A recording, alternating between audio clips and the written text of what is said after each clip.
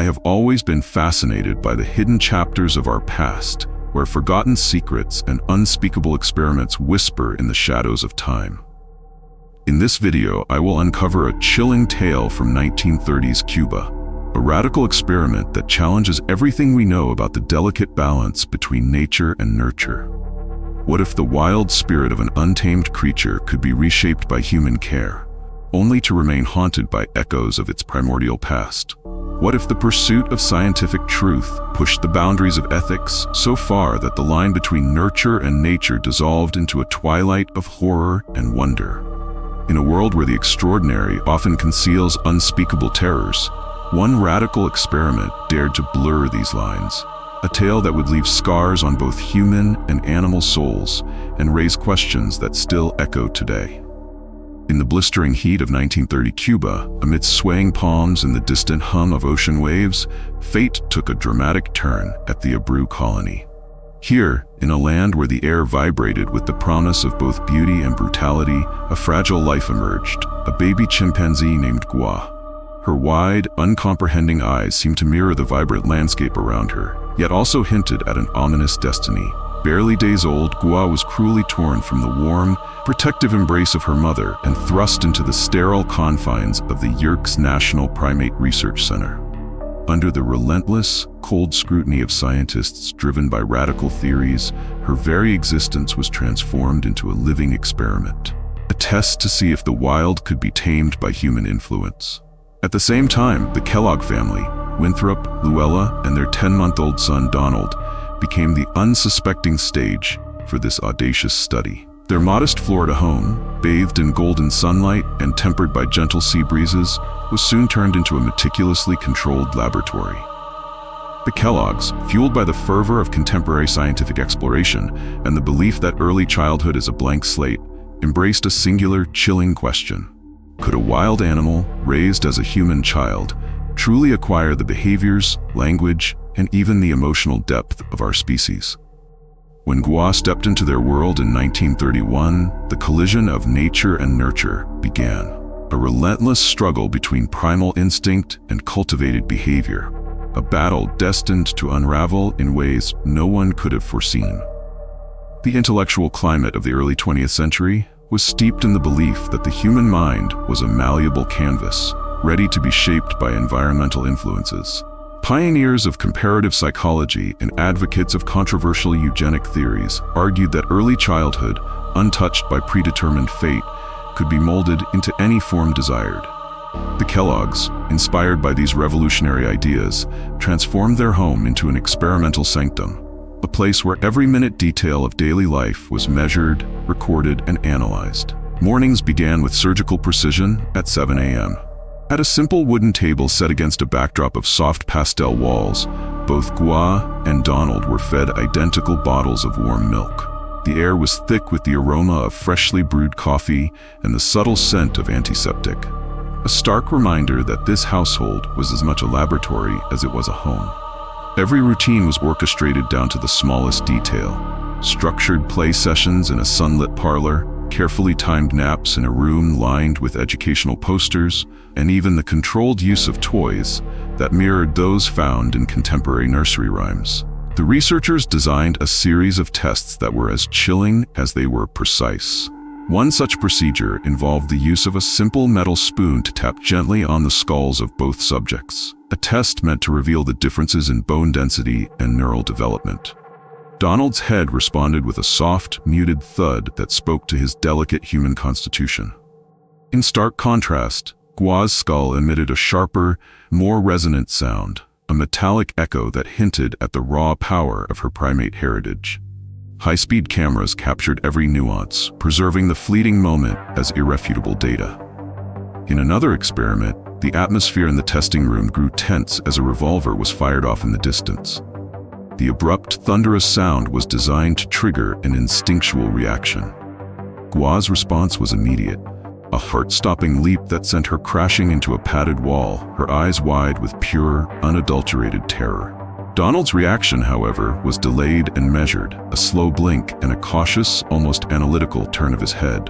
These contrasting responses were recorded meticulously, forming part of a larger, unsettling mosaic intended to settle the age-old debate. Can nurture, with its careful, deliberate touch, completely override the immutable forces of nature? The experiment was not confined to clinical observations. It was a visceral journey through sensory extremes.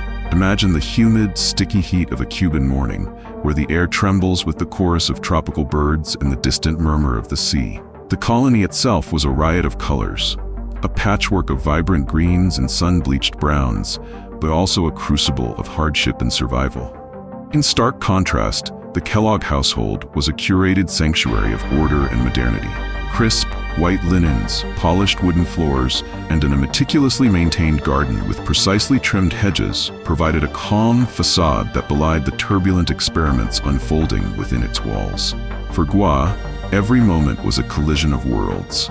The soft, inviting fabric of her blanket in the nursery clashed violently with the raw memory of a forest floor, where the sense of damp earth and wild vegetation once defined her existence.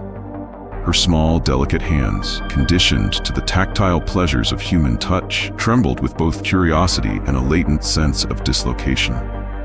In the quiet hours when the household was silent and the only sound was the low hum of a distant fan, one could almost see the ghostly echoes of the jungle flicker across her gaze, a fleeting, heartbreaking reminder of a home lost. Donald, too, was affected in ways that defied simple explanation.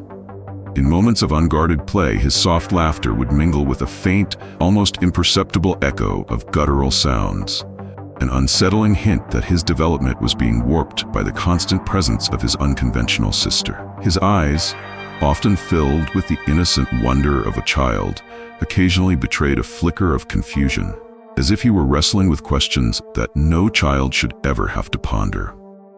Beneath the clinical measurements and precise recordings, an ethical storm was gathering. The experiment ignited fierce debates across academic circles and in the public arena. Imagine reading the front page of a 1930s newspaper. Bold headlines screamed, "Science or sacrifice? Experiment treads on the rights of innocence." Editorials were rife with outrage, condemning the use of a human child and the abduction of a young chimpanzee as callous, barbaric acts of scientific overreach.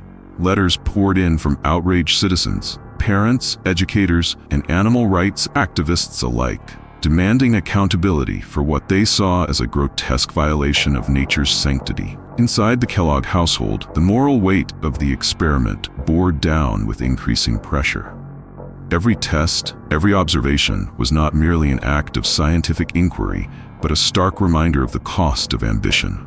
The spoon-tapping and gunshot experiments, though meticulously planned, carried a cruelty that seeped into the very fabric of daily life. The Kellogg's found themselves torn between their desire for groundbreaking discoveries and a growing sense of guilt over the suffering inflicted on two innocent lives. Their once warm, welcoming home became a battleground of conflicting emotions. Hope, horror, and regret, mingling in every hushed conversation and tearful glance. As the experiment unfolded, the internal worlds of Gua and Donald began to reveal themselves in painful, poignant detail. In one particularly harrowing vignette, an afternoon of tentative play in the sunlit garden was shattered by the unexpected arrival of a small, exuberant puppy. What should have been a moment of innocent delight turned into a scene of sheer terror. Gua, momentarily distracted by the playful creature, suddenly froze, the faint sound of barking igniting a flash of primal fear. Her body tensed, her eyes widened in a silent scream, and she recoiled as if struck by an invisible force. That single moment captured the essence of her torment, the relentless pull of a wild, unyielding nature that no amount of human conditioning could ever fully erase. Donald, too, faced his own inner demons. In the quiet, late hours of the night, as the household slept under a veneer of artificial calm, he would lie awake, haunted by dreams that blurred the boundaries between human and animal.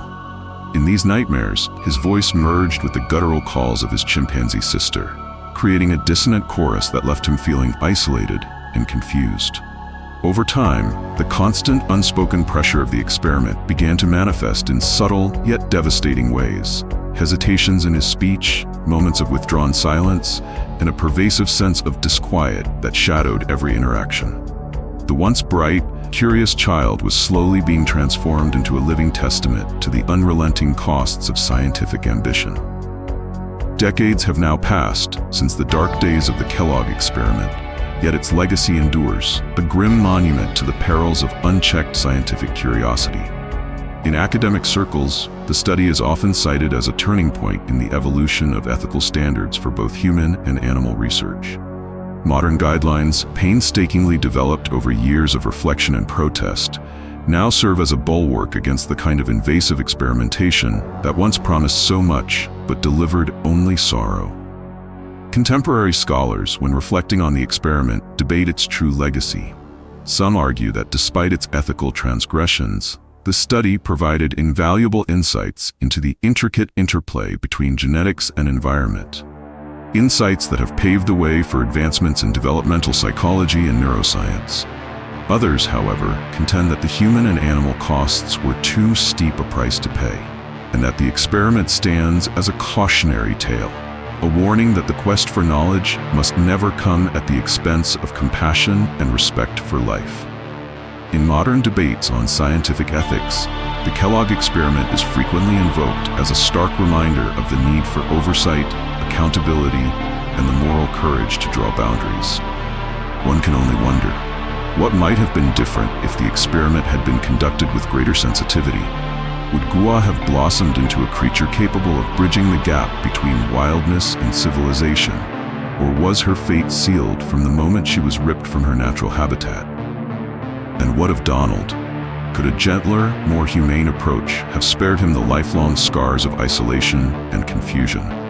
In reflecting on this dark chapter, it is impossible not to feel the weight of every choice made and every life altered. Each segment of this experiment, whether the clinical precision of the tests, the harrowing ethical dilemmas, or the profound psychological impacts, forms an interlocking part of a narrative that challenges our very understanding of what it means to be human. The meticulously recorded data, the whispered protests of outraged citizens, and the silent suffering of two innocent beings converge into a mosaic of triumph and tragedy, of hope marred by the cruelty of ambition. As we journey through this story, we are left with one persistent, haunting question. How far is too far when it comes to the pursuit of knowledge? At what point does the desire to understand override the fundamental rights of life itself? These are questions that continue to reverberate through the halls of modern science and ethics, demanding that we remember the past and learn from its darkest moments. The narrative of Gua and Donald is not simply a relic of history. It is a living, breathing reminder that progress without compassion can lead us down a path from which there is no return. Each step taken in the name of discovery carries with it the potential for unforeseen consequences, and each experiment, no matter how noble in its intent, must be weighed against the inherent dignity of the lives it touches. In the end, the legacy of this experiment forces us to confront our own vulnerabilities and the limits of human control. It is a story of ambition and hubris, of dreams that soared high and fell with devastating finality. And as we stand at the crossroads of scientific progress and ethical responsibility, we must ask ourselves, will we ever learn from the shadows of our past? Thank you for watching and joining us on this journey into the dark unknown. If you enjoyed uncovering these hidden truths, please subscribe, like, and hit the notification bell to keep the mysteries coming. We appreciate your support and love hearing your thoughts and theories in the comments. This is Freak Files channel that bring dark history and horror story to life via documentary. And remember, curiosity unlocks the secrets of the past.